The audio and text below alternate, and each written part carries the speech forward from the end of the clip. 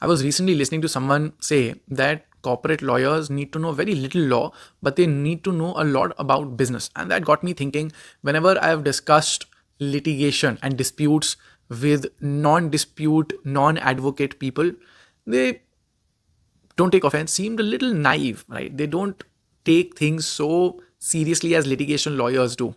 But on further introspection, especially after listening to this person, I thought to myself, you need a little bit of naivety to be able to function in the real world, doing real world business transactions. Because if you become the hardcore pessimist, looking at everything that can go wrong as, surprise, surprise, a litigation lawyer, disputes lawyer, an advocate, you will most likely not be able to get out of bed on most days. Forget about doing any deal, doing any business.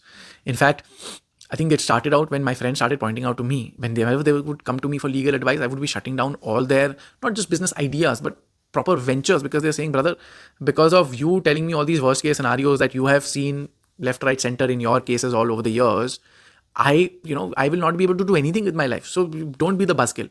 Now, I say, obviously, there's no point in jumping into ventures without taking any advice, especially from an advocate who knows the real world, wartime trenches situation.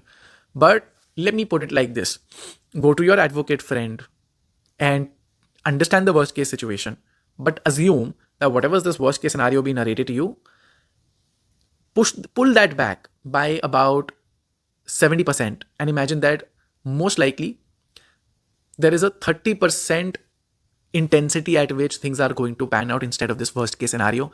Be okay with it and then push through to make those decisions with that little bit of naivety to have commercial success, and keep this lawyer's words in your mind a little in the back of the head.